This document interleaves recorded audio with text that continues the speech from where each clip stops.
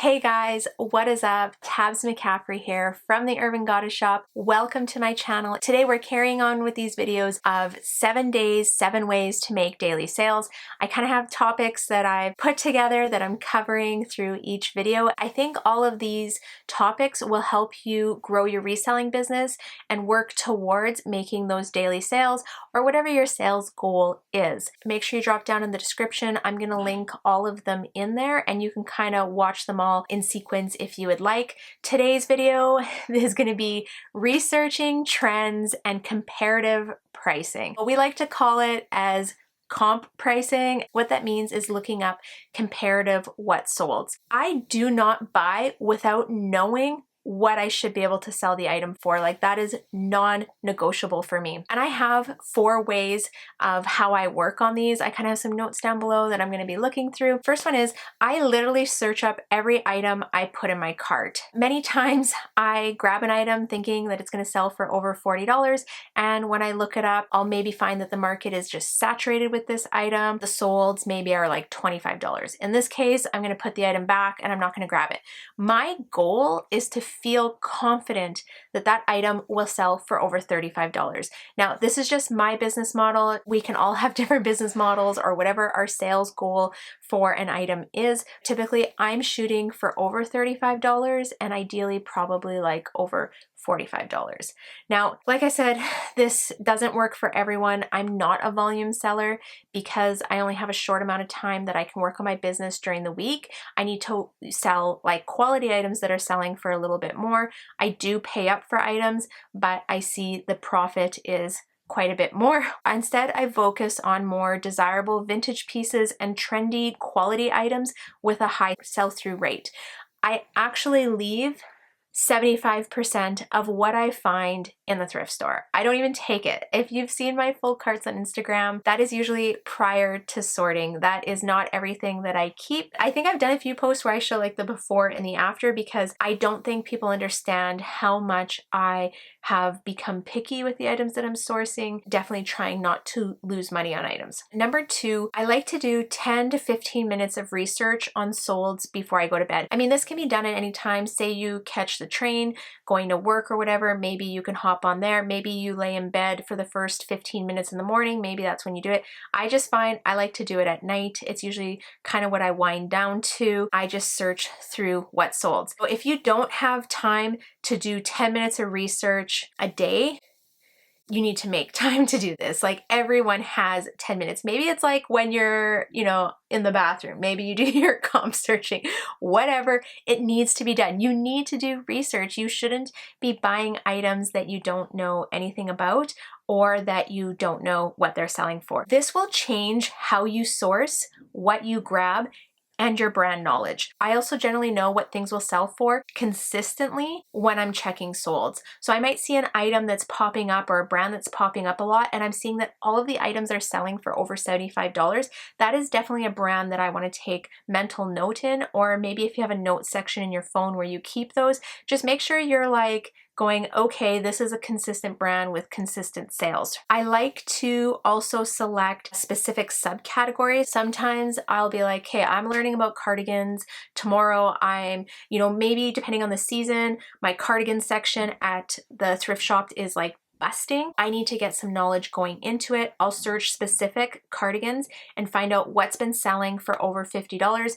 Maybe in summer you do this as swimsuits, or maybe your thrift store has like a robust section of bras. Whatever section you want to focus on, make sure you're going into those subcategories and looking at the solds in those as well. I just think it's like a way to expand your knowledge outside of what you normally would shop in. The next point I want to go over is how this can literally work for everyone. Anyone can resell at any thrift store. It's just working with what you have and what you have the most abundant in your local thrift stores. So depending what area of the country, I'm in Canada, and even then, depending what area of the country and which province you live in, will depend on the weather and the items that are being donated to those thrift stores. Say you live in an area where there's lots of Talbots, I would search sold comps on Talbots, the brand, and find out which ones are more valuable, which material contents, what styles, what colors. You can literally do this for anything. Maybe it's athletic runners. Maybe there's always a lot of runners at the thrift stores that you're close to.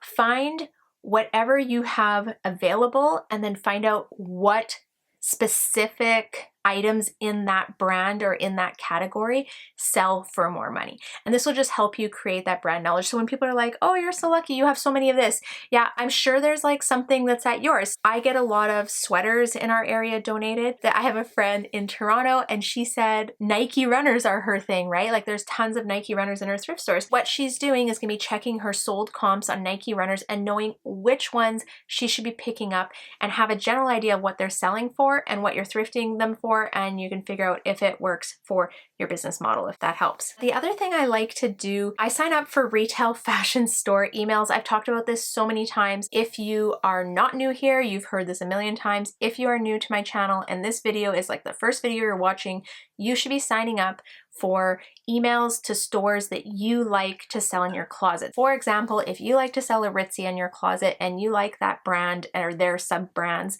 you should be signing up for their emails. What it's going to do is they're going to send you an email. These are the trends that's coming out for next season. This is our new releases. You can look at the colors, the styles, what is trending for that specific brand, and then how do you apply that when you're out thrifting. It just helps you kind of narrow down what you put in your cart and then what you have to actually comp search for. And then by knowing the seasons and what's coming out, and the more you do this, you're also going to be able to age an item. When I find an Aritzia item, I now can look at it and be like, oh, okay, this is probably like 5 to 6 years old. I may not grab it because I'm probably not going to sell it for that much. Or opposed to looking at something going, oh my gosh, this came out last summer. I think it will do good this summer as well because it's only a year old. The more emails that you sign up for and look through, you'll start to just have like a general fashion knowledge in your brain that will help you when you're out sourcing. I also like this because, for example, I can look at like styles and trends. So maybe flannels are a big thing. They were coming out at Urban Outfitters. I can kind of look at the color trends and what they're selling.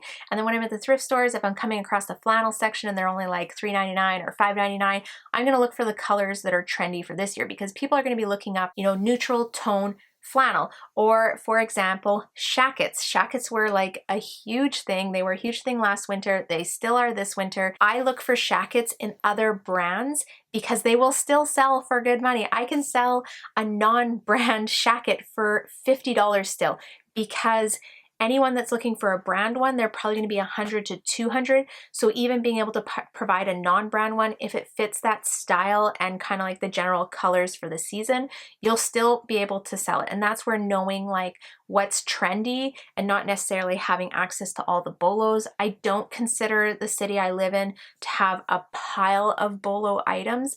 I do source through different methods, but what I really focus on is trends. Do I know what's a trendy color, trendy materials, what's happening this winter, things like that. That just kind of helps you get started. Okay, this is my tips for researching brands and comparative pricing. Know what's trending, know what's on style.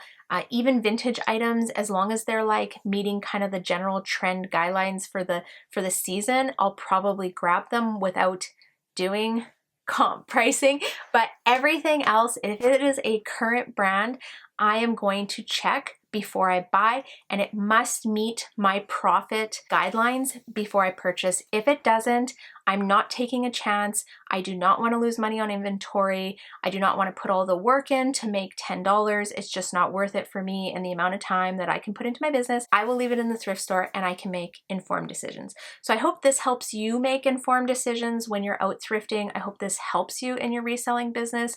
This is day 3 of the 7 topics that we're going over to make daily sales.